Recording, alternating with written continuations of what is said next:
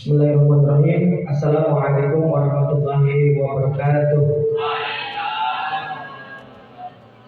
Bismillah, alhamdulillah, wassalatu wassalamu ala rasulillahi bihamdillah wa ala alihi wa sahbihi wa mawalah. Rabbi shrah li sadri wa yassir li amri wahlul 'uqdatam min lisani yafqahu qawli yafqahu ya ali. Alhamdulillah, puji dan syukur marilah kita panjatkan kepada Allah Subhanahu wa taala yang mana pada hari ini, pada kesempatan kali ini kita masih diberikan kesehatan yang luar biasa oleh Allah Subhanahu wa taala. Mudah-mudahan kita senantiasa mengabdikan diri untuk taat kepadanya. Amin ya Allah ya Rabbal alamin. Salawat dan salam semoga selalu tercurah limpahkan kejujuran Al-Quran kesadayana akan Nabi kepada Nabi kita, Nabi Agung Nabi Muhammad Sallallahu Alaihi Wasallam, kepada keluarganya, para sahabatnya. Mudah-mudahan kita semua bisa mendapatkan syafaatnya dan masuk surga bersama-sama dengan baginda Rasulullah SAW. Amin ya Allah ya Rabbi. Bapak Ibu yang saya hormati, selamat datang dan terima kasih atas kehadirannya. Pada kesempatan kali ini, mohon maaf mengganggu aktivitasnya atau mengganggu waktunya. Kita akan sama-sama belajar atau sama-sama memperhatikan pemaparan yang akan dibawakan atau dijelaskan oleh Bapak Anwar Lutfi SPDST. Beliau adalah calon guru penggerak angkatan yang ke-9 dari SDN Negeri 2 Cibubur. Untuk pemaparan yang lebih jelas, marilah kita saksikan atau kita perhatikan untuk beliau waktu dan menjadi persilakan.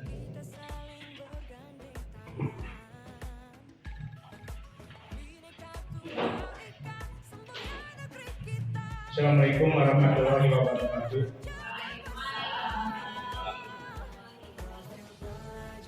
Sebelum saya memaparkan tentang diseminasi budaya positif yang merupakan tugas aksi nyata 1.4 pada program guru penggerak, baiknya kita awali dengan ice breaking terlebih dahulu. Masih ingat lagu zaman ibu-ibu bapak-bapak masih kecil? Zamannya zaman kita masih ololepo. Saya akan menampilkan sebuah lirik lagu.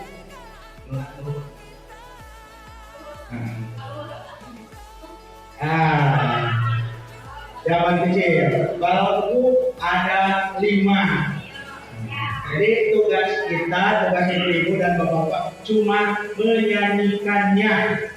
Tidak perlu berpikir, tidak perlu lagu zaman bahula. Oke, baik. Di sini kita akan mencoba menggugah daya nalar kita, daya imajinasi kita kembali ke zaman dahulu. Mari kita sama menyanyikan Balonku Ada 5. Balonku ada 5, rupa-rupa warnanya, merah kuning kelabu, merah muda dan biru, meletus balon hijau, hatiku sangat kacau. Balonku tinggal 4, ku pegang erat-erat. Itu adalah lagu Balonku Ada 5.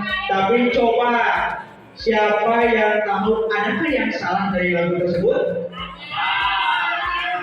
Coba Farida, cek.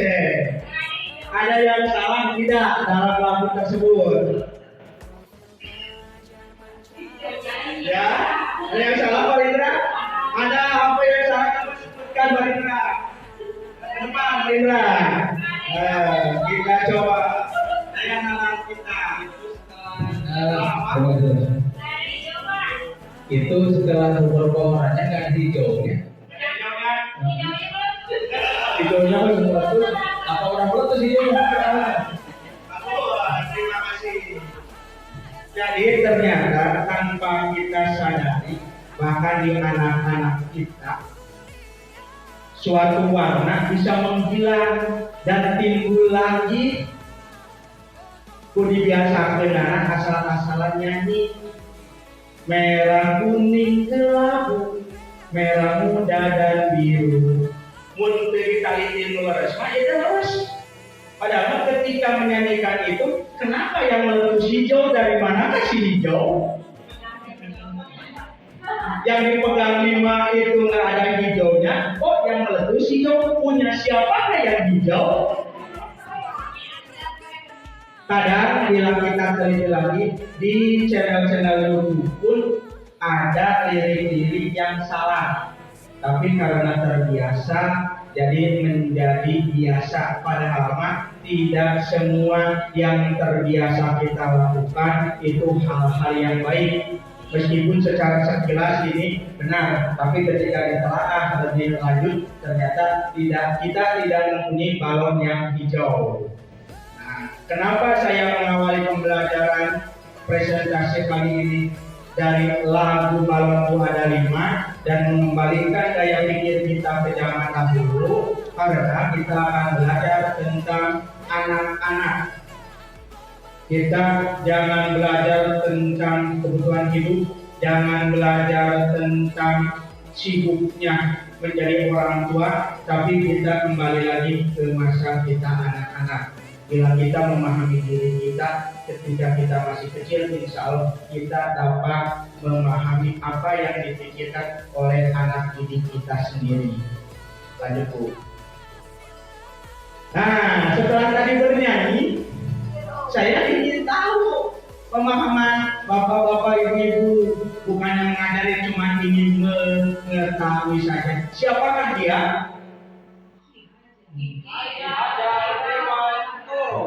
Siapakah Ki Hajar Dewantara?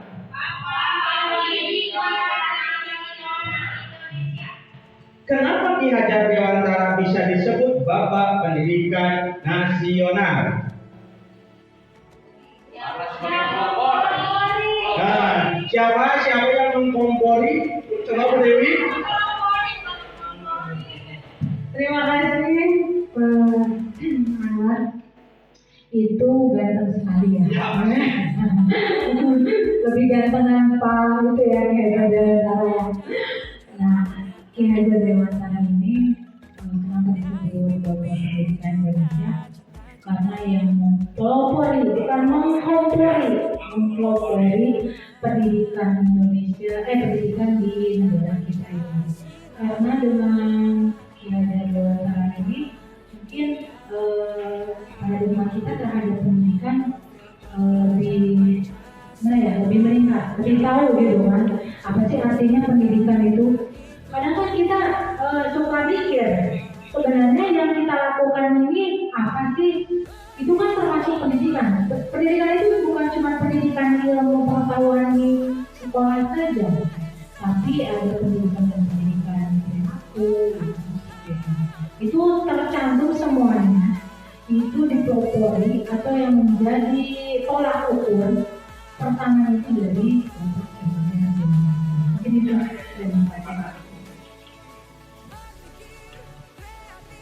Terima kasih Bu Dewi. Ya benar.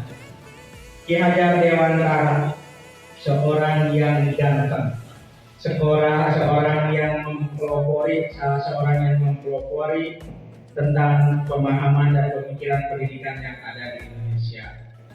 Tapi apakah kita tahu kenapa saya memulai dari Balonku Ada 5? Saya memulai pembelajaran dari isi breaking Balonku Ada 5 karena berasal dari pemikiran Ki Hajar Dewantara terhadap anak-anak. Pendidikan di Indonesia berdasarkan pada pemikiran Ki Hajar Dewantara, yaitu menitik pusatkan kepada murid, bukan kepada guru. Pendidikan yang berpusat kepada guru bernama guru sentris atau teacher sentris.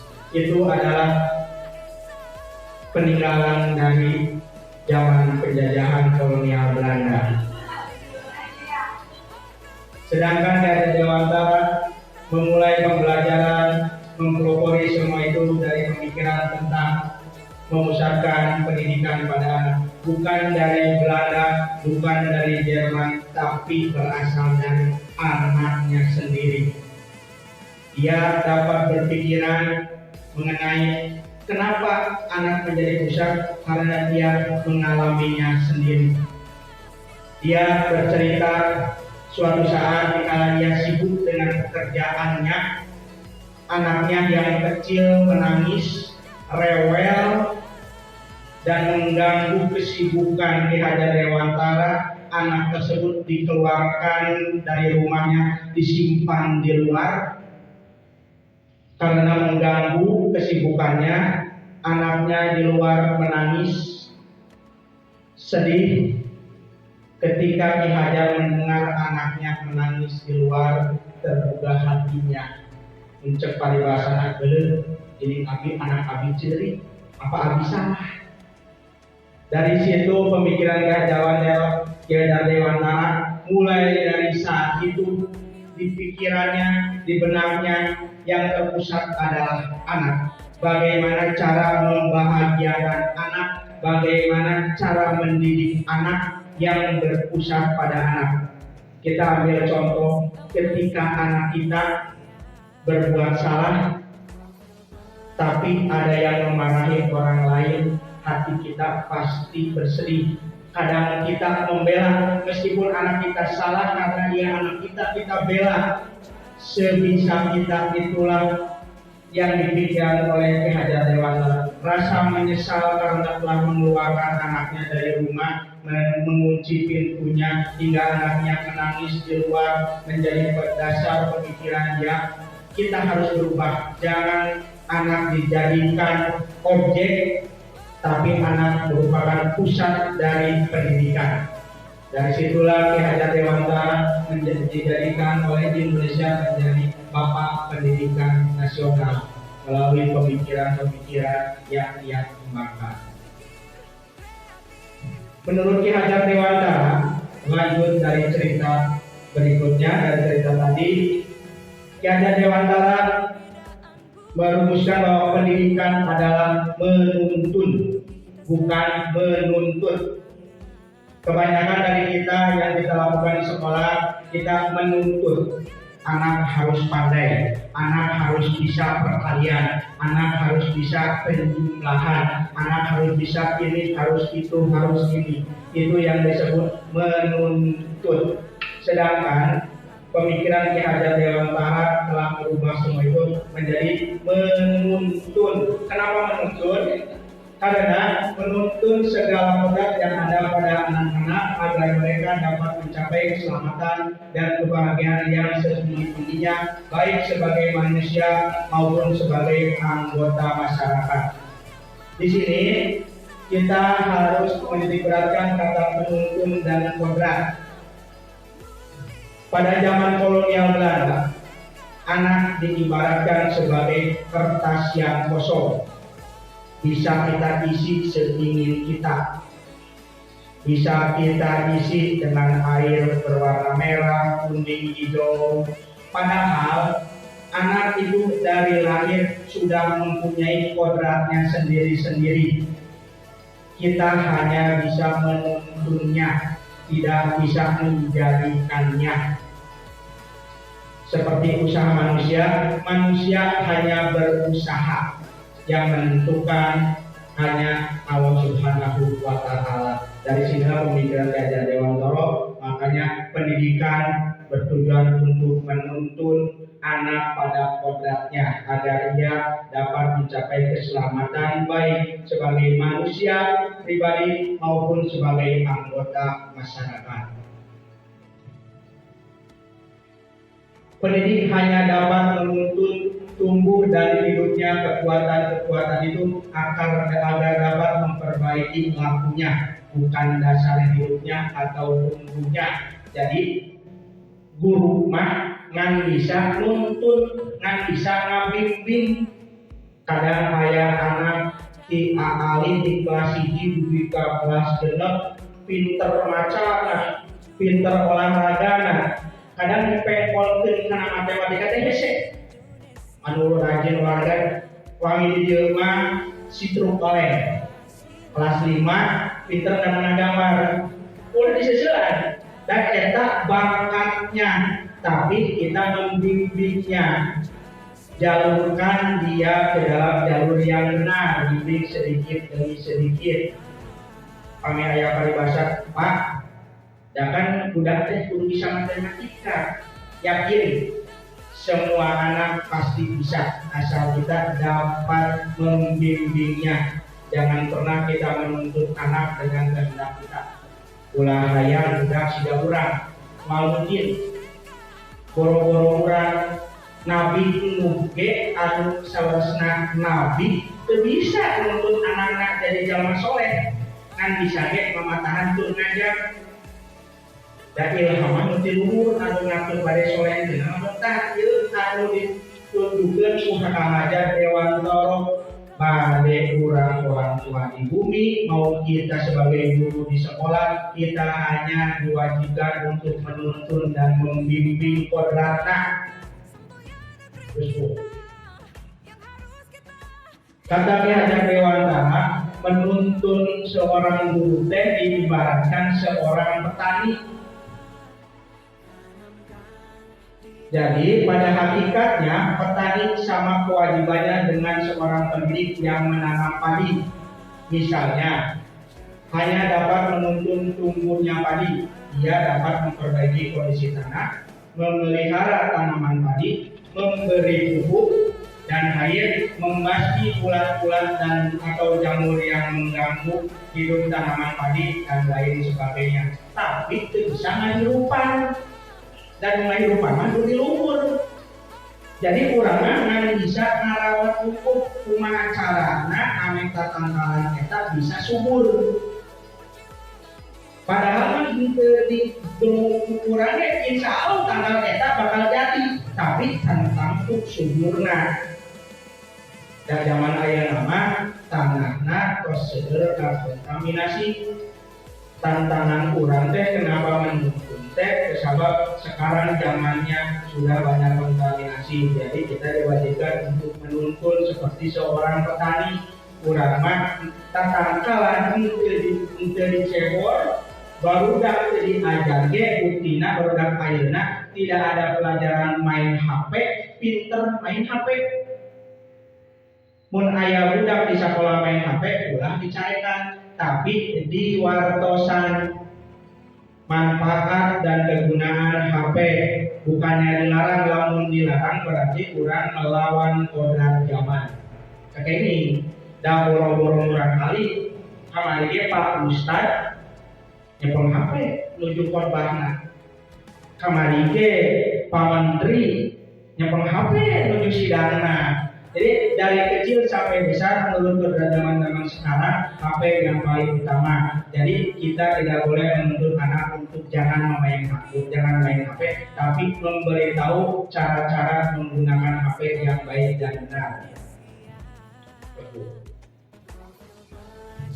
Pertumbuhan tanaman padi dapat diperbaiki, tapi tidak dapat mengganti kodrat irodapnya. Jadi lamun waktu nampai kudu pae aja digumuk kurang ge. Jadi gemuk ge waktu jadi.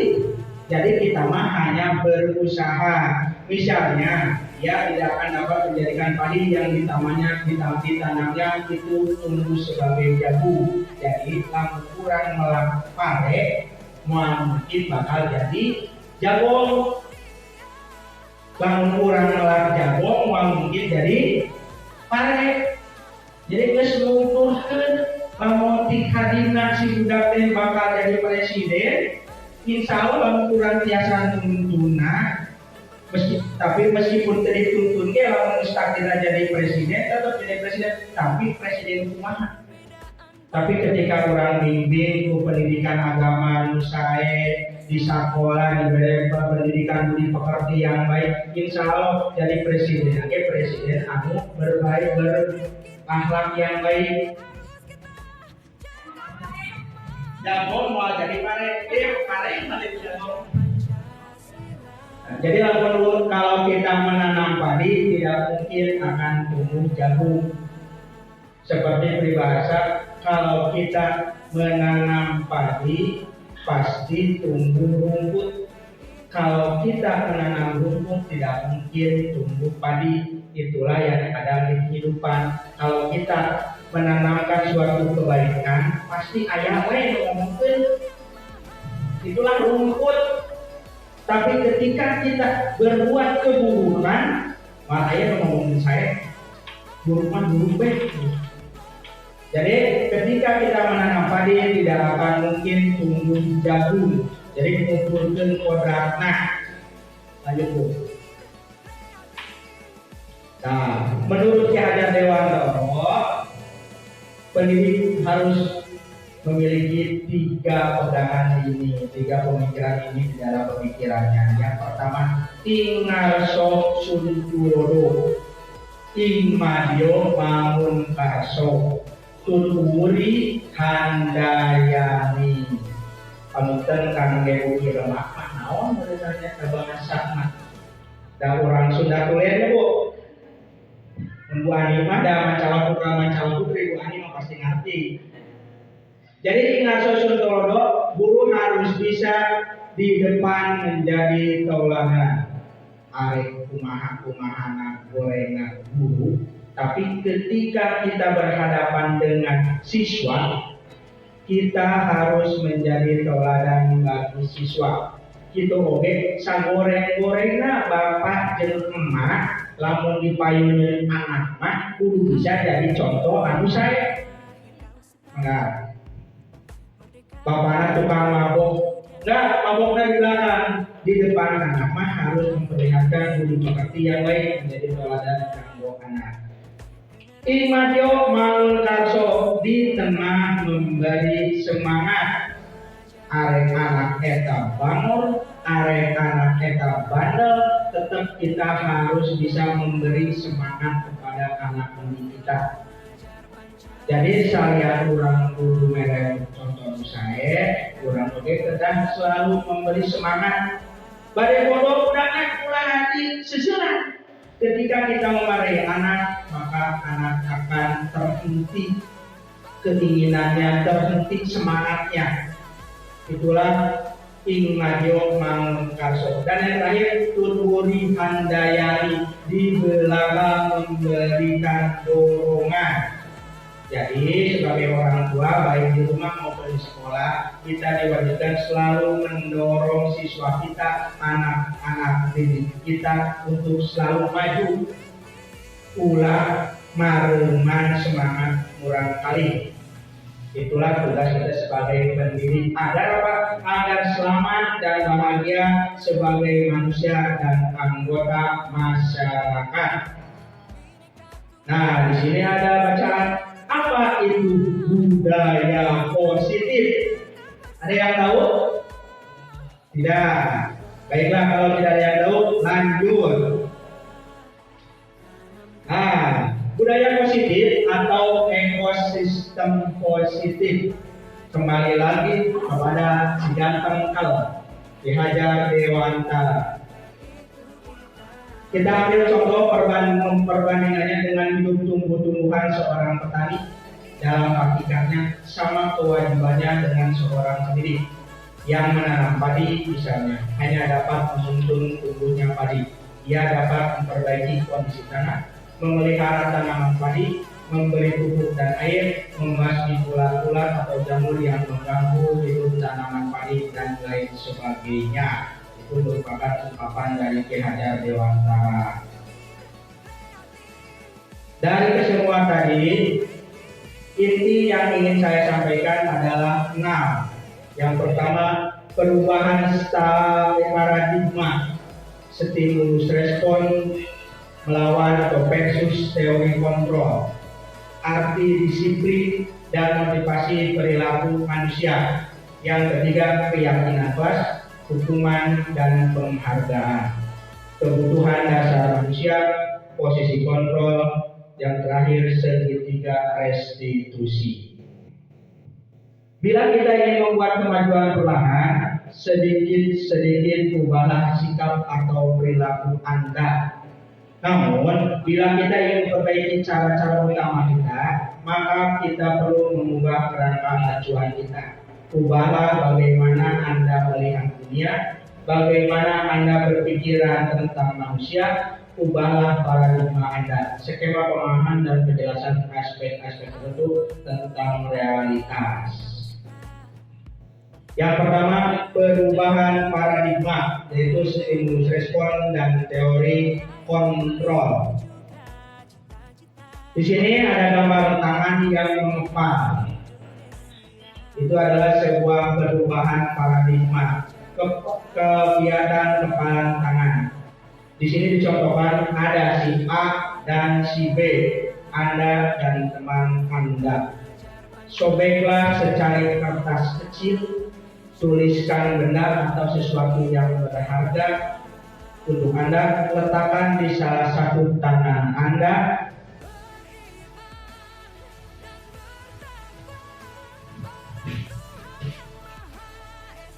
Tersobek, disimpan di salah satu tangan Anda, kita kepalkan. Sesudah benda tersebut dikepal, suruhlah teman Anda untuk membuka dengan sekuat tenaga. Jadi kepalan ini suruhlah dibuka oleh teman Anda. Dari situ apa yang akan terjadi? Ada yang bisa menjawab? Anda mengambil kertas, menuliskan sesuatu, terus simpan di kepala Anda, terus teman-teman Anda harus membuka tangan Anda. Apa yang akan terjadi? Coba Bu Ani.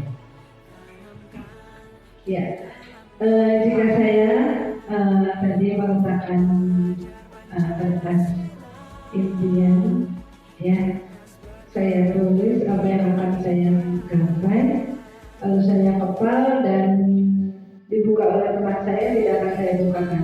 Kenapa Bu Ani? Karena itu merupakan harapan mimpi saya yang tidak bisa disebut oleh orang lain seperti itu. Terima kasih. Yang lainnya apakah akan diberikan, akan dibuka tangannya? Pak Maman, Pak Evi, Bu Dais. Mungkin kalau yang membuka tangannya istri Anda, bisakah dipertahankan kepalan itu? Anda nyempeng acis 100.000, dikepel ku pamaman teh, Bu Siti pada kawarung, tegadung acis, bapak beracis, ya aya panangan kok, ku pamaman dipertahankan, mimiti namanya ya Bu Siti, lami-lami, muter dibeken, kepenting wali bere, bingung goyang pamaman antara dikasih dan tidak. Nah, karena keinginan pamaman yang begitu besar terhadap kepeti, si uang itu diberikan.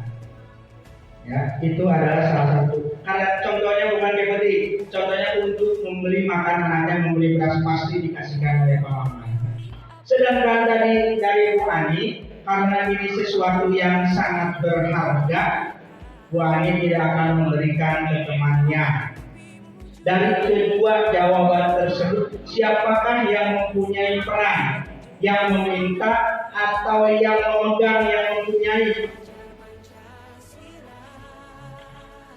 Coba, yang memegang apa yang meminta? Ada yang bisa? Yang mempunyai, yang lebih mempunyai peran? Yang memegang karena apa kawan? Ketika segala sesuatu datang dari luar, itu secara memaksa ataupun tidak, dan kita bisa berpegang teguh dengan apa yang kita ingin pertahankan, maka segala sesuatu yang di luar itu akan gampang. Ya, itu saja.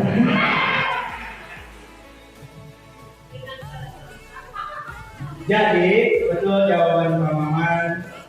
Bagaimanapun sikap kita terhadap benda yang kita kepal, semua tergantung dari diri kita sendiri, mau diberikan ataupun tidak. Orang yang di luar yang meminta hanya berusaha.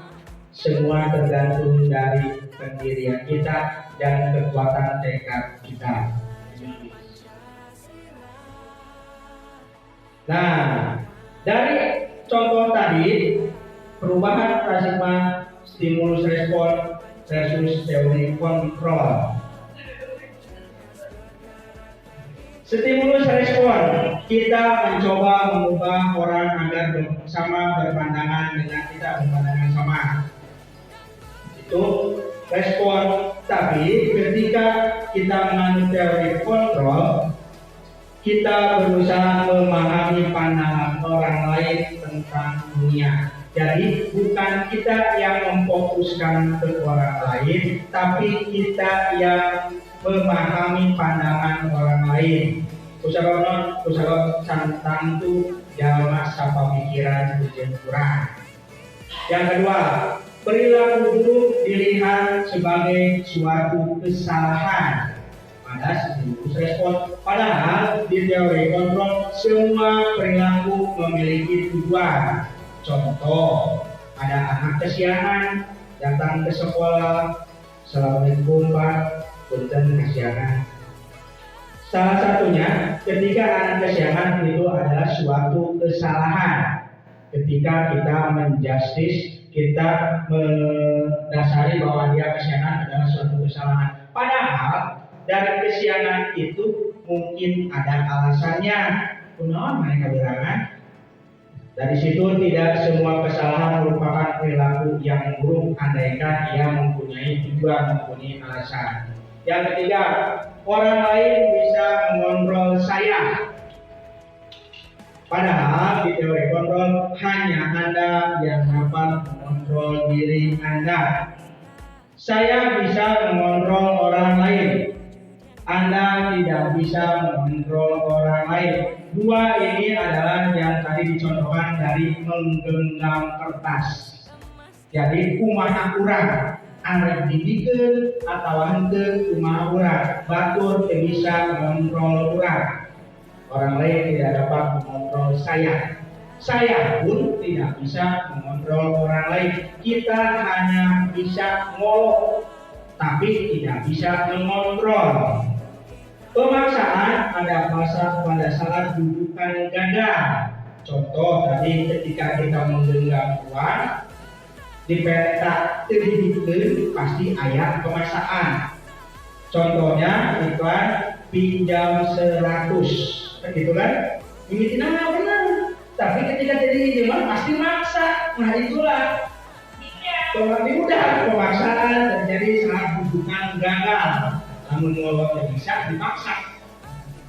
Kolaborasi dan konsensus menciptakan pilihan-pilihan baru.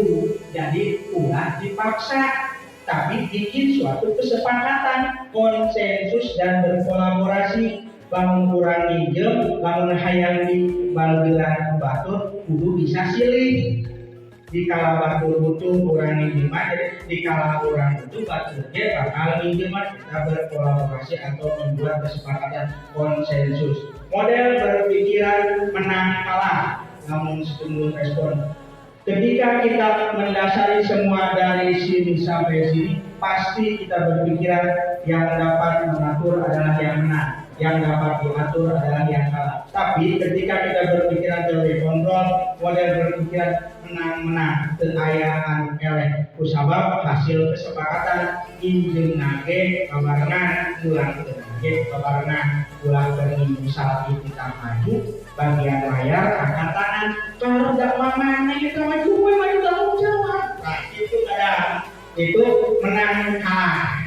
Tapi ketika berkolaborasi dan konsensus, kita akan berpikiran menang dan menang, turun melek. Terus Bu. Yang kedua, disiplin. Ketiga, motivasi perilaku manusia. Apakah makna disiplin? Disiplin dari bahasa Latin disciplina, yang artinya belajar. Makna asal dari kata berkoneksi dengan disiplin diri dari murid-murid Sokrates dan Plato. Di sini juga dihitamkan artinya belajar. Karena itu ketika kita mendisiplinkan anak, jangan ingin anak langsung patuh. Kenapa? Karena arti dari disiplin tersebut adalah belajar, diajar. Disiplin teh aslinya lain kudu saklek. Disiplin dongkap kasiangan, jadi dongkap tepat waktu. Berarti lamun aya kasiangan diajar, tapi ketika ia kesiangan, ketika ia melakukan kesalahan, kita harus tahu kenapa ia melakukan kesalahan.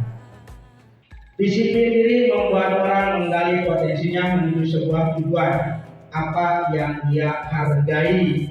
Jadi disiplin diri itu berasal dari potensi diri sendiri. Kita hanya dapat membimbing, tidak dapat menjustisnya. Namun dari budaya kita, makna disiplin telah berubah menjadi sesuatu yang dilakukan seseorang pada orang lain untuk mendapatkan kepatuhan. Jadi dikurang anggus robah, aslinya mamatahan diajar. Jadi kudu sesuatu yang dilakukan untuk mendapatkan kepatuhan, kudu patuh. Kecenderungan umum adalah menghubungkan kata disiplin dengan ketidaknyamanan, bukan dengan apa yang kita hargai atau pencapaian suatu tujuan mulia. Teori motivasi perilaku manusia. Yang pertama, untuk menghindari ketidaknyamanan atau hukuman, apa yang akan terjadi apabila saya tidak melakukannya? Eta faktor di luar, motivasi eksternal. Untuk mendapatkan imbalan dari orang lain atau institusi, apa yang akan saya dapatkan apabila saya melakukannya? Contohnya ketika kita mengerjakan diklat, pasti ada dalam hati kita, kurang teh duluan diklat jangan sih menang sertifikat moal.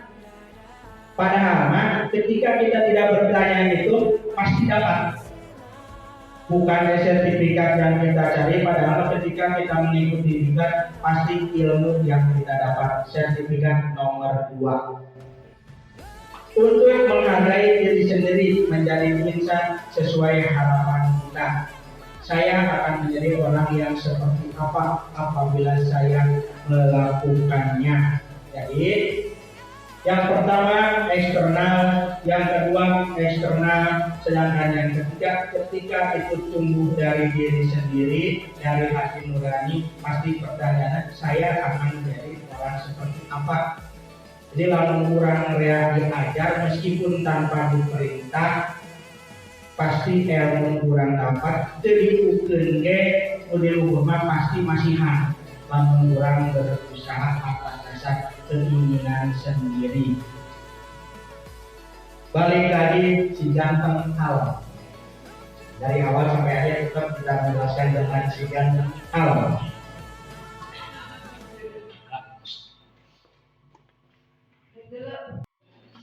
Menurut Ki Hajar Dewantara, merdeka itu artinya tidak hanya terlepas dari perintah, akan tetapi juga cakap buat memerintah diri sendiri.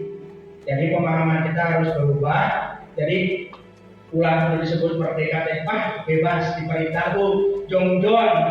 Tapi ketika tumbuh pemahaman merdeka itu dari diri, kita harus dapat memerintah diri sendiri. Nah, memerintah diri, kurang kudu bisa merintah awak sorangan.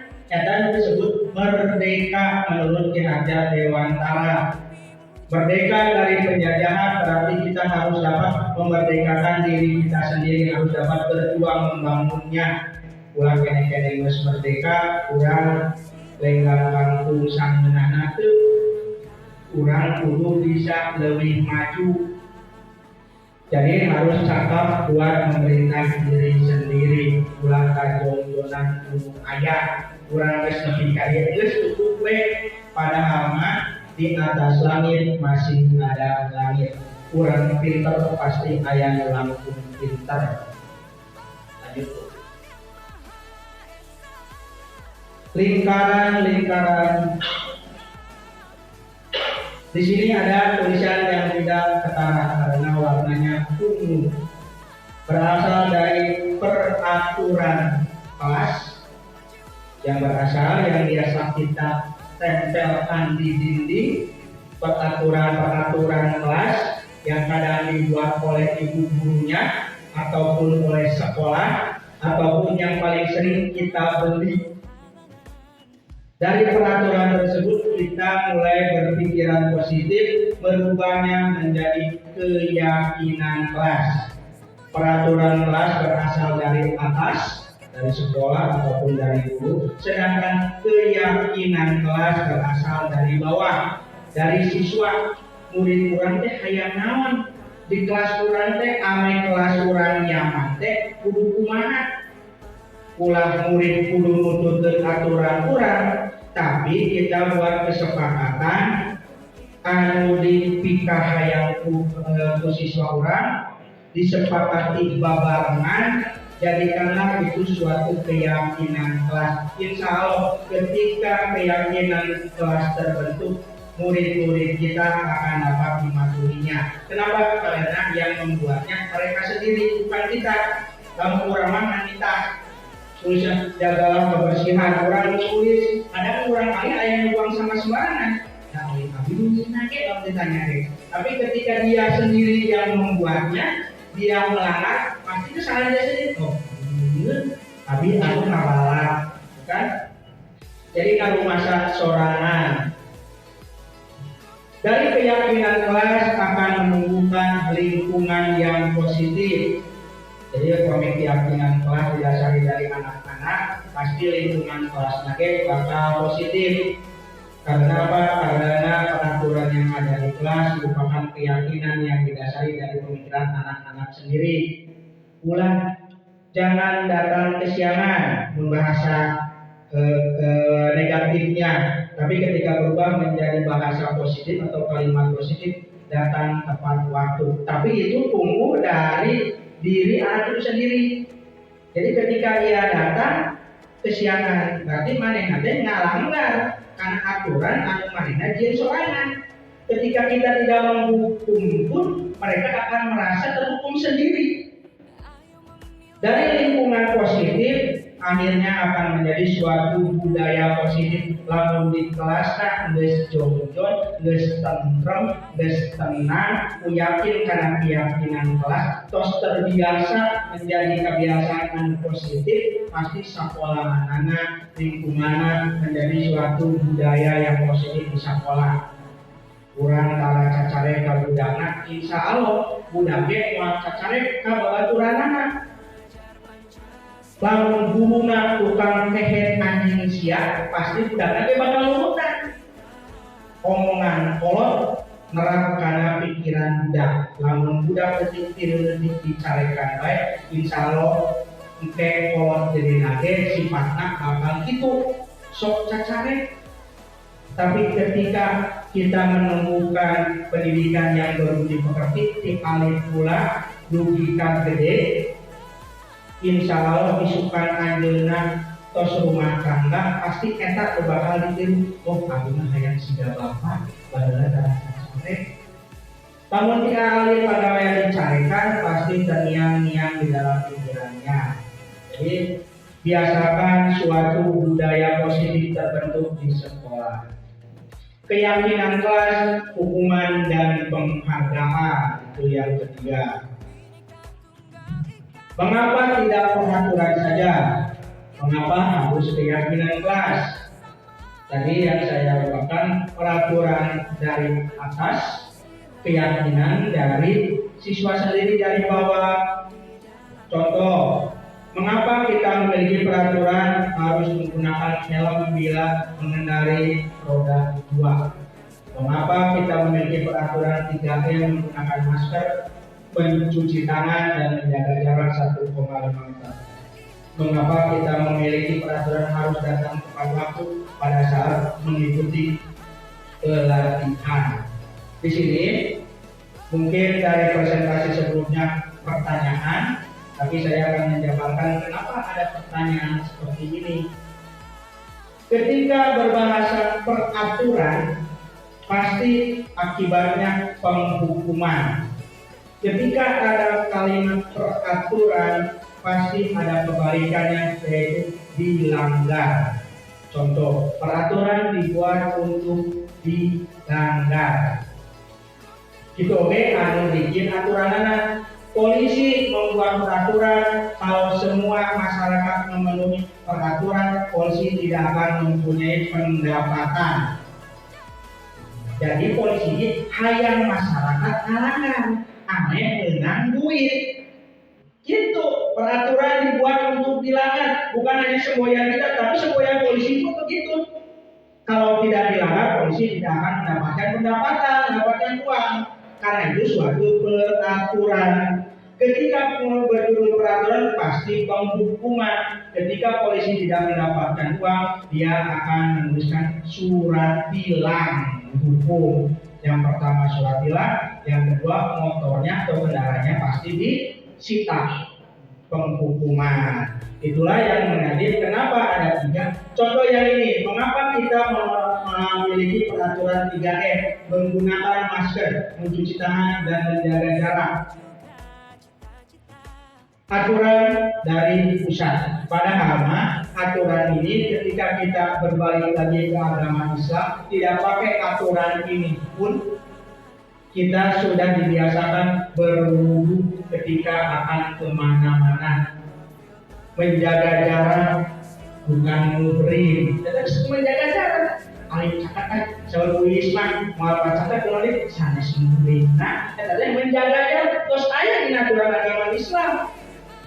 Ketika tumbuh dari diri tidak ada aturan kayak begini pun, ketika itu suatu keyakinan yang membudaya menjadi budaya positif, pasti tidak perlu lagi yang beginian. Andaikan ini jalannya dari bawah ke atas usulan masyarakat, insya Allah tidak ada yang merasa dirugikan. Seperti tadi menang kalah, tapi akan menang, dua-duanya menang dan tidak ada yang merasa dirugikan.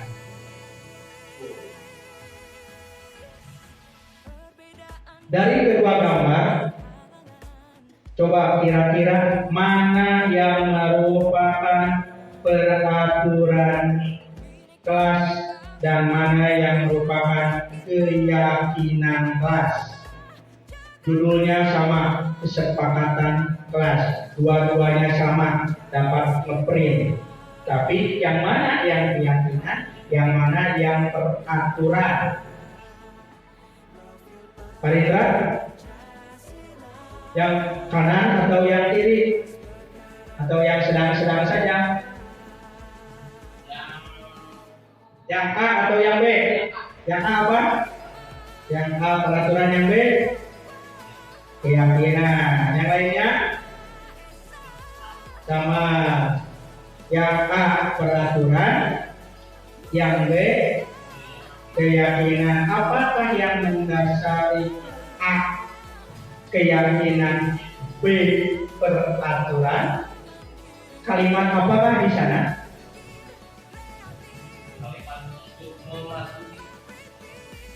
Mana untuk memasuki?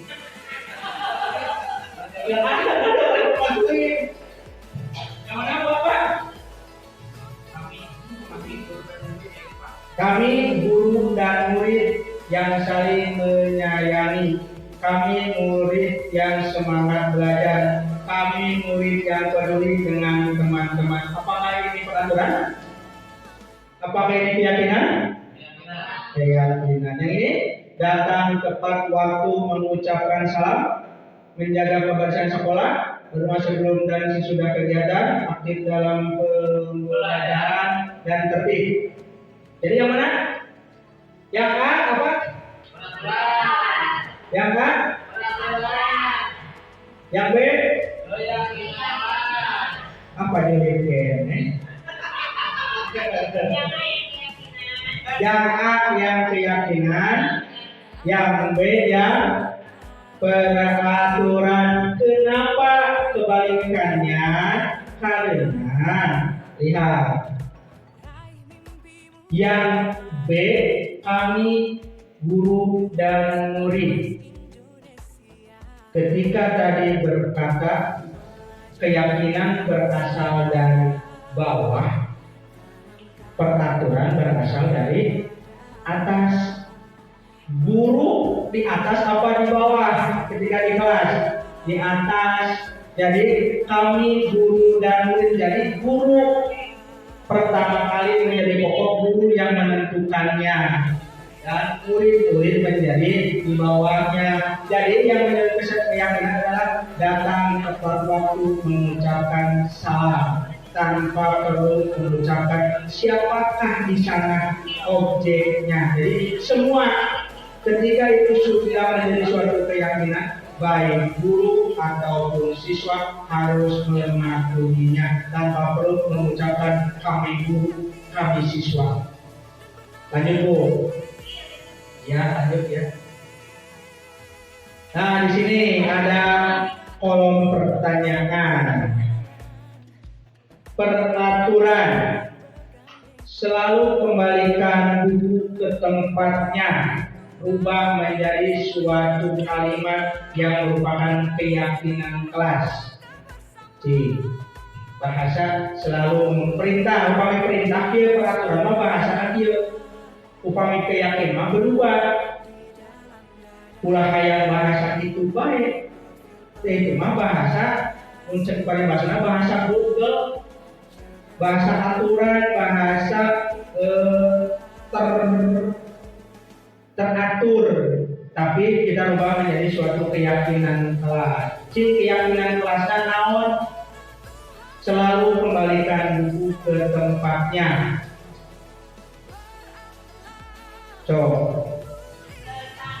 Bertanggung jawab. Jadi bertanggung jawab mengembalikan buku. Lamun geus nongol bertanggung jawab, pasti dipulang sendiri. Dilarang mengganggu orang lain.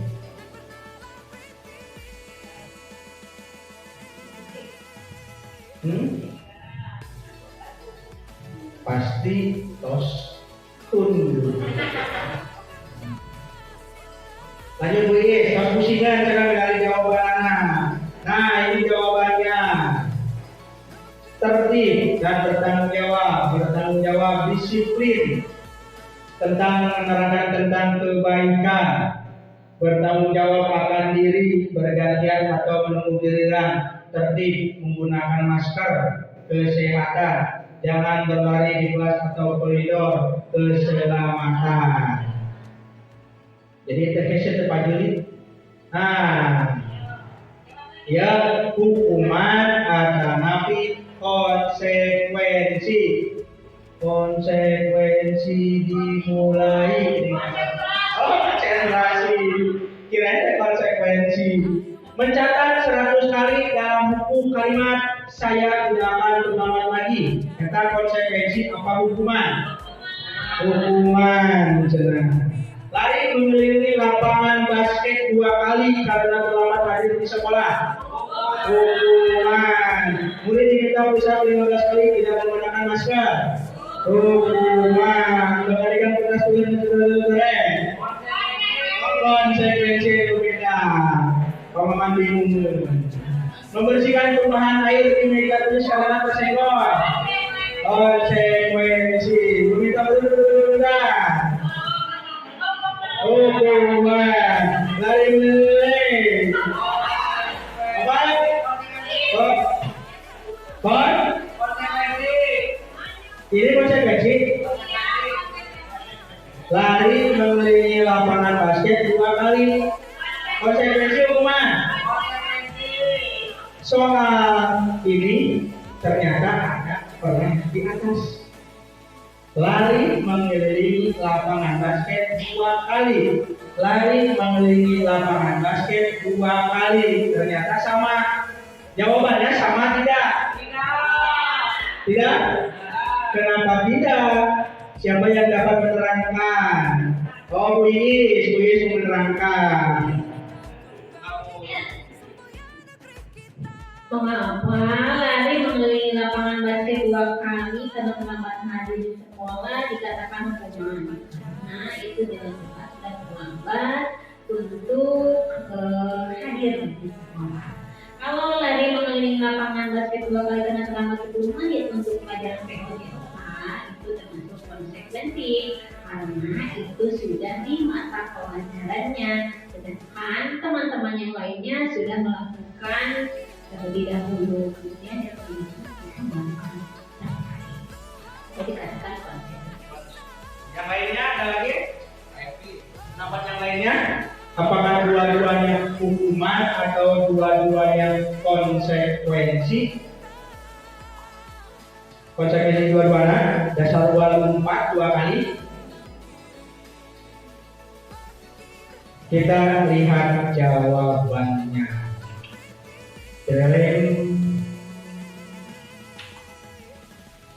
Yang pertama hukuman karena terlambat ke sekolah. Kenapa hukuman? Karena tidak berfokus kepada pelajarannya. Saya tidak akan terlambat ke sekolah, padahal ini menulis kesalahan yang dilakukan terlambat di sekolah berbeda tujuannya. Sedangkan yang hadir terlambat, yang ini berlari di lapangan basket, nyambung sarang pelajaran PJOK, jadi konsekuensi dari pembelajarannya. Sedangkan yang di atas lari 2 kali putaran karena terlambat hadir di sekolah, daya hukuman anak. Jadi dihukum. Lanjut. Bu Ani sudah mengantuk. Hukuman dan konsekuensi perbedaannya. Sesuatu yang menyakitkan dan harus terjadi. Jadi yang mengurangi hukum pasti jadi hati. Sedangkan konsekuensi sesuatu yang harus terjadi. Jadi lamun kurang melanggar peraturan kurang lapangan sorangan, bikin sendiri, kita melanggarnya harus menerima konsekuensinya sesuatu yang terjadi. Membuat anak sakit fisik maupun hati dalam waktu yang lama itu hukuman. Jadi lamun kurang pernah nyarekan budak, contohkan kurang. Kembali lagi juga yang tadi ketika pemahaman Ki Hajar Dewantara, mun anak kurang dinyeri ku batur, kurang menyeri itu oke. Budak itu abi dicarekan ku paketa. Balik lagi kepada diri sendiri. Zaman kita kecil, ketika kita dimarahi oleh guru, pasti kita akan teringat sampai sekarang. Kurang pasti apa? Ya Bu? Oh ya Bu, pasti ingin bercerita. Oh boleh, kira-kira mau bercerita. Pasti ibu, bapak, guru punya ingatan siapakah guru terkiller waktu sekolah. Numpang anak. Pasti bapak, ibu, guru dan mereka guru sekitar guru panggilan ke abi di SD, ke abi di SMP, ke abi di SMA, guru numpang kasetna, guru numpang gelisna, anu dandana medok wae pasti teringat. Jadi perilaku buruk apapun pasti akan terekam di dalam pikiran dan jiwa kita. Bukan hanya kebaikannya, bukan hanya keburukannya, tapi hukuman pun terbawa sampai tua.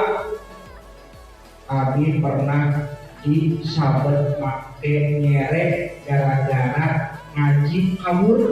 Ingat, nyeri nate teuing-teuingeun. Sanyepretna bapak sorangan diri abi nyalira dikepret ku bapak make nyerek di alif zaman alif kene san sakot dugi ka ayeuna inget kene. Jadi akan membuat sakit dalam waktu yang lama.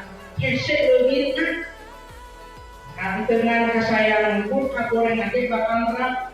Sedangkan konsekuensi membuat anak merasa tidak nyaman. Tapi samalita mualila usahakon karena yang menghukumnya diri sendiri. Oh, abi teh salah teh gara-gara ieu.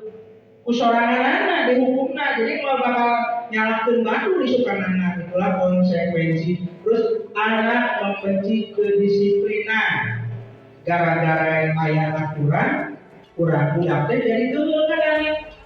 Gara-gara aya aturan make sapatu hideung kurang kudu meuli sapatu hideung. Tapi ketika itu merupakan hayang-hayangnya nira, pasti akan anak menghargai, akan disiplin. Nah, hayang sorangan mah pasti diturunan.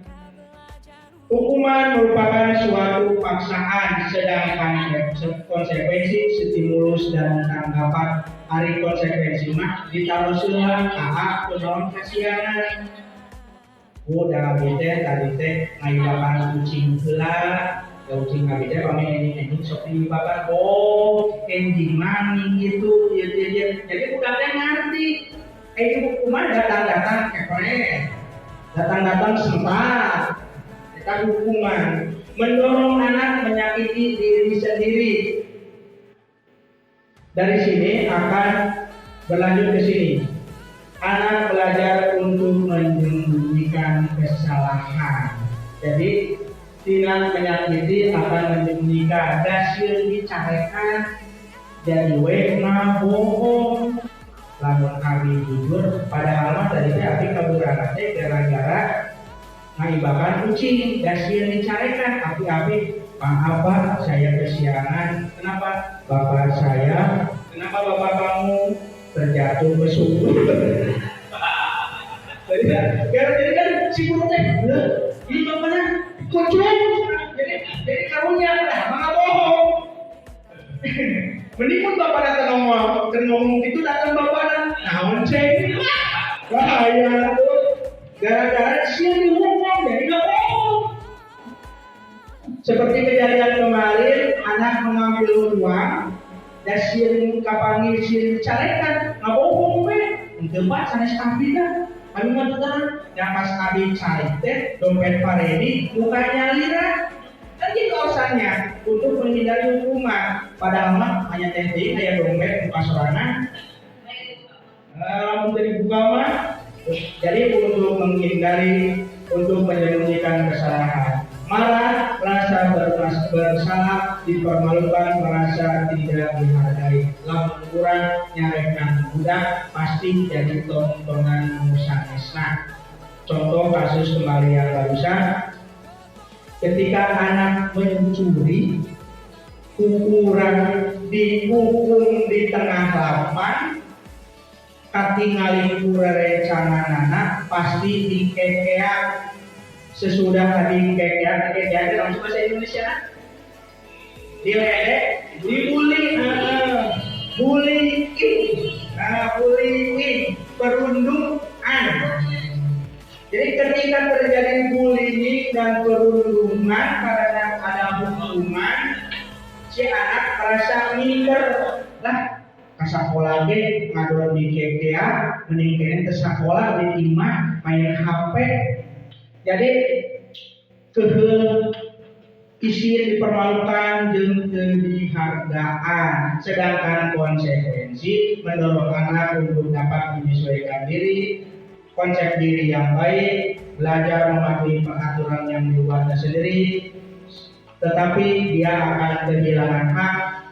Tapi sementara jika kemarin upami ukuran jadi wartos sahan apa ini kan ayatnya tos dihiris dari. Nah itulah cara menentukan konsekuensi. Hadiah ternyata memberi hadiah itu suatu hukuman. Kenapa? Karena berpengaruh jangka panjang dan jangka pendek. Penghargaan menghukum, penghargaan mengurangi ketepatan, penghargaan tidak efektif, penghargaan merusak hubungan. Kumaha contohnya dihukum oleh hadiah adalah ketika kenaikan kelas. Pasti ada juara hiji, ranking kahiji tiap kelas, ranking kedua rajin menabung, juara terbanyak menabung, tertinggi nilai UN, itu yang biasa kita lakukan. Padahal menurut teori yang diungkapkan oleh pemikiran Ki Hajar Dewantara, ternyata itu adalah sebuah hukuman, tapi kita tidak merasakannya. Di mana menghukumnya?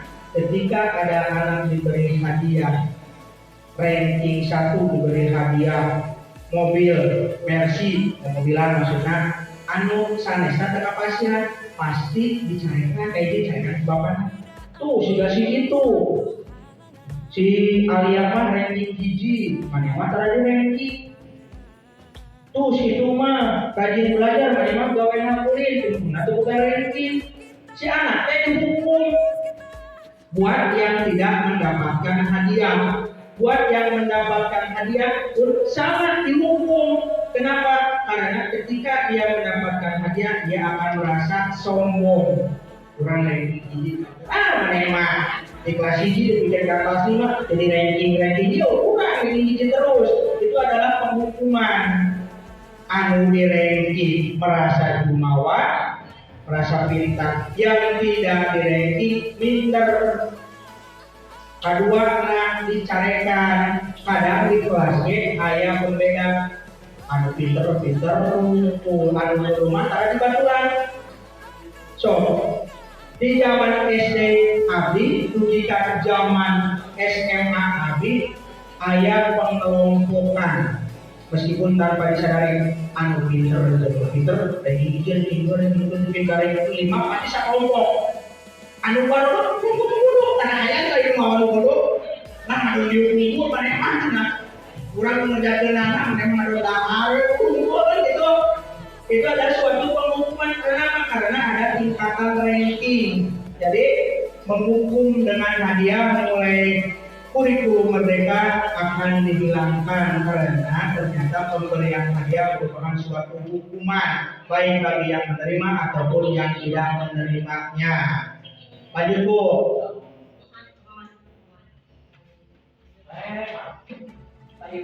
Nah, maju deh Pak. Terus siapa tadi? Lanjut. Apa yang dari Osna? Kebutuhan dasar manusia. Kebutuhan dasar manusia adalah makan, minum, sandang, papan, pangan. Di sini ternyata selain kebutuhan tersebut ada 5 kebutuhan dasar manusia yang belum kita sadari. Kebutuhan dasar manusia ternyata ada 5.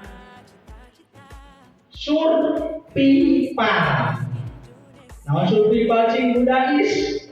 Aku tidak tahu. Survival sudah tadi Bu Igis makan, minum, pakai baju.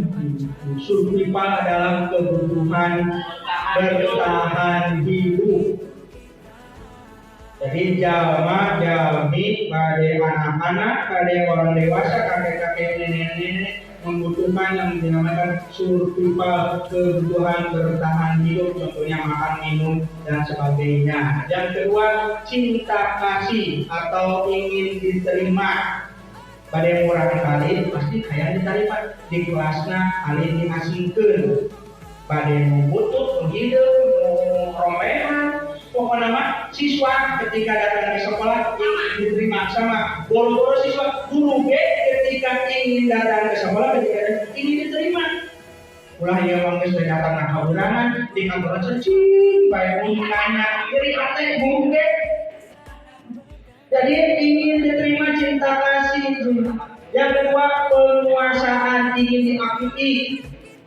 Penguasaan teh yang diaku yang kurang teh dan penguasaan kesenangan manusia merupakan kesenangan seumur hidup kemarin Pak capek ngajar yang piknik tadi suatu kesenangan hayang refreshing jenuh kerja setiap hari kerja hayang refreshing minimal titik ngabaso nyeblak jalan-jalan milarian nasi konek siga pamaman urudan tiap malam itu suatu kesenangan dapat ember dapat jualan baskom itu suatu kesenangan.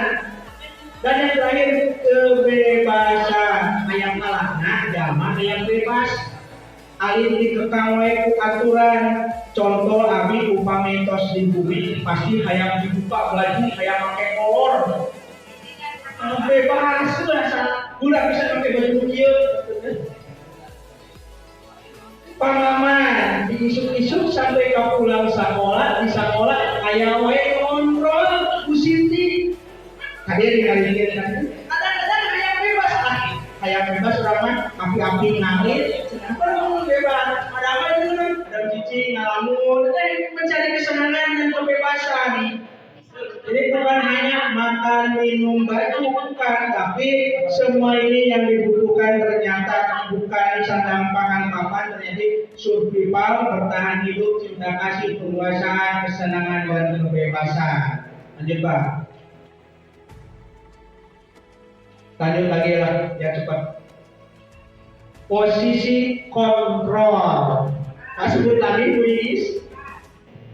Ternyata ada 5 posisi kontrol, yaitu penghubung, membuat rasa bersalah, sebagai teman, pemantau, dan manajer.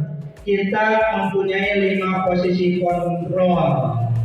Tapi dari 5 ini ada 2 yang merupakan gagal, yaitu menemukan penghukuman dari di sini. Yaitu menghardik, menunjuk-nunjuk, menyakiti, menyindir. Jadi sekolah dilakukan dia teman. Nah, berceramah dan mengatakan seharusnya kamu itu jadi anak yang baik. Ibu kecewa banget, Mama Lemon diganti jadi Sunlight. Jadi itulah yang harus kita hilangkan. Jadi 5 posisi kontrol kita sebagai guru, kita harus menghindari hukuman. Kita yang kedua, teman dan pemantau. Kita harus bisa memposisikan diri kita sebagai teman bagi anak-anak didik kita. Jangan jadikan kita sebagai musuh. Jadi ketika kita datang, tidak tersep. Asik Irma sekolah, asik pengaman hadir, pengaman datang, pasti ada PR. Kita lebih pikirkan.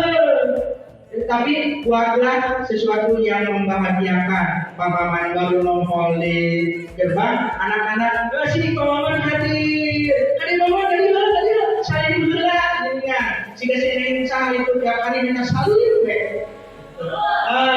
segala yang dulu. Jadi bahagia, anak itu merasa bahagia dengan kedatangan kita. Kita merasa bahagia dengan kedatangan anak-anak. Coba kita asuhkan kelas 10 murid. Usaha kita tidak memposisikan kita sebagai teman bagi mereka. Pemantau, orang kudu bisa mantau yang barangkali tidak membimbing dan menuntun, kita dapat memantau perkembangannya. Terus yang terutama adalah manajer, kita harus dapat memanage kelas pertama kelasnya, dan yang kedua anak-anaknya, perilaku mereka kita harus dapat memanage, mengaturnya. Lanjutlah. Segitiga restitusi. Ciri-ciri restitusi lah, sobat. Kayak di rumah. Restitusi adalah menciptakan kondisi bagi murid untuk memperbaiki kesalahan mereka sehingga mereka bisa kembali pada kelompok mereka dengan karakter yang lebih kuat. Jadi karena kita yang pertamanya menumbuhkan konsekuensi bukan hukuman. Jadi ketika seorang anak melakukan kesalahan, dia dapat memperbaikinya dengan sendirinya tanpa kita menghukumnya. Dia akan kembali ke posisi yang lebih baik, dia akan berubah menjadi yang lebih baik. Dan pemahaman dia dibicarakan, tapi dia malah dipapatahan, kadang isu arkia yang lebih bagus. Nah itulah yang disebut restitusi. Bahasa orang anak mah, gara-gara kita tidak menghukum, tumbuh dalam pikiran anak dan makin anak, orang paling jadi jalma anu lebih hade dan menjadi hukum, kalahkan di papatahan benerna. Bukan untuk menebus kesalahan, namun untuk belajar dari kesalahan. Jadi budak diajar tentang belajar, kita salah kurang, yang menerken, memperbaiki hubungan. tawaran bukan paksaan, menuntun untuk melihat ke dalam diri, mencari kebutuhan dasar, fokus pada karakter, memperbaiki diri, fokus pada solusi, dan mengembalikan murid yang berbuat salah pada kelompoknya. Lamun kurang tenyarekan mah, kurangkan mematakan mah, kurang bisa ngulangkeun murid anu goreng ka babaturan deui tanpa mencederai hati dan pikirannya. Coba contoh balik tadi, upami kurang kemarin anu nyolong murid kurang dibewara-bewarakeun, si akan nyolong pasti kayak budak meter, mungkin budak diterima di babaturan. Budak kita di situ kurang dicolong deui. Tapi ketika kita tidak mengumumkan, kita hanya memberikan arahan, memberikan jalan yang benar, si budak teh naik gaul deui, kedua aku bawa tuh lagi diterima, ada takalan. Jangan mana lagi bisa berubah. Jadi kan udah dicarikan mah, tapi mau naik gaul deui, ya gaul dicolong lagi. Lanjut. Segitiga restitusi, dari restitusi ini segitiganya. Kalau yang tadi mah ada tadi ini kan ada jalan-jalannya yang presentasi Bu Dewi, yang sini tidak ada. Segitiga restitusi dari menstabilkan identitas, validasi tindakan yang salah, menanyakan keyakinan. Jadi ada 3, itu bisa diulang-balik. Video, itu bisa. Harus dari menstabilkan identitas. Budak teh kudu dimantapkeun heula ulawakan disarekan. Lanjut. Menstabilkan identitas adalah untuk membuat murid yang merasa gagal karena berdosa menjadi positif terhadap dirinya. Berbuat salah itu hal yang manusiawi, ngomongnya itu. Nah, kedua, bapak pernah nyolong, jangan berhenti, tapi dicarikan. Jadi bapak nyolong dari dalam salamat itu. Tapi kita menemukan nilai yang manusiawi. Tidak ada manusia yang sempurna. Bapak ibu juga pernah membuat salah. Kita pasti bisa menyelesaikan permasalahan ini dan sebagainya. Lanjut. Yang kedua, validasi tindakan yang salah. Guru membantu murid mengenali kebutuhan yang ingin dipenuhi ketika melakukan kesalahan. Jadi ditanya, mun boga salah teh kunaon alasanana? Jadi intinya mah di sini kata-kata ini adalah nanyakeun alasan murid melakukan kesalahan. Mau kan kamu belajar? Apakah kamu? Di mana kalian? Itu Dora mau ke gunung dengan pertanyaan lanjut. Validasi tindakan yang saya terakhir adalah menanyakan keyakinan. Santos kami divalidasi terus kedua, terus ketiga ternyata ketika anak sudah menyadari, tinggal kita pulang ke diri. Kamu ingin menjadi seperti apa? Kamu akan nilai-nilai kebaikan apa yang akan kita sepakati? Ditanya, mana teh nyolong duit teh yang jajan, cuma uladinya umpan. Nah, ayeuna bapak malih sisulan, si kira-kira pada rumah ke kapayuna. Pasti budaknya nggak jawab, Pak, abi mau nyanyi deui, pada jajan saperluna teh. Nah, itu tumbuh dari diri sendiri, lain orang wanita. Hadisya Allah nyolong deui, dicarikan keparedi pula. Itu mah hanya sementara, pasti sudah melakukan lagi. Tapi ketika itu tumbuh dari diri sendiri, kami mohon Pak, mana ada di atas ini mah badannya apakah sekantong di bumi. Nah itu adalah tumbuh dari diri anak sendiri. Lanjut. Nah ini tindakan aksi nyata yang telah saya lakukan. Penerapan budaya positif dalam menumbuhkan sikap gotong royong antara murid dalam menjaga kebersihan kelas. Latar belakangnya yaitu rendahnya sikap gotong royong siswa dan kepedulian terhadap kebersihan akibat terlalu lama belajar di rumah akibat pandemi barulah. Nah, jadi menumbuhkan kembali sekarang usaha terbiasa tanah sekolah. Jadi cuek-cuek karena kebersihan sekolah teh tujuannya adalah menanamkan sikap gotong royong antar siswa dan kepedulian siswa terhadap kebersihan. Tolak ukur terbentuk sikap gotong royong antar siswa dan terwujudnya kepedulian siswa terhadap kebersihan. Lini masa lanjut panjang bisa sudah dibaca. Dukungan yang dibutuhkan guru-guru dan teman sejawat, kepala sekolah, komite sekolah, orang tua siswa, dan seluruh siswa SDN 2 Cikupa. Dokumentasi, ya dokumenan. Nah, ini naroskeun di sekolah nasabah, ya dokumen kegiatan membuat mundur dulu kawan. Ini yang atas. Nah ini ketika membuat kesepakatan kelas. Bukan mulai sana ya, seperti ayat untuk mendapat kesepakatan kelas. Nah, bergotong royong menata dan berikhlas kelas. Selain berkomen ya, cuma tampilan. Apa? Ini kelasnya anak-anak, bukan kelas saya, bukan kelasnya anak-anak. Sedang beberes membersihkan ruangan kelas. Nah, ini adalah operasi semut. Terang semut yang gulungan unta sedang melaksanakan operasi semut bergotong royong. Lanjut. Nah, membawa ember buat mengoperasi semut. Ya. Nah, membuat taman sekolah. Sekarang tamannya sudah hilang, dibawa sama Pak Redi, dipindahkan ke sekolah yang lain. Nah, dan menanam ini terjadi ketika musim hujan. Sekarang musim kemarau hilang semua bersama pot-potnya. Nah, terakhir terima kasih. Mungkin itu yang dapat saya sampaikan. Wassalamualaikum warahmatullahi wabarakatuh. Waalaikumsalam.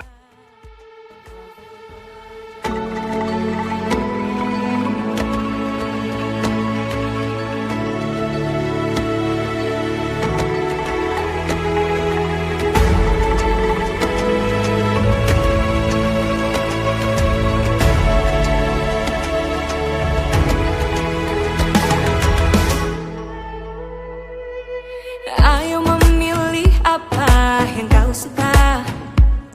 Merdeka belajar wujud yang nyata. Raih mimpimu juga cita-cita. Generasi emas Indonesia. Profil pelajar Pancasila tanamkan di dalam dada. Profil pelajar Pancasila cerdas berkarakter itu kita.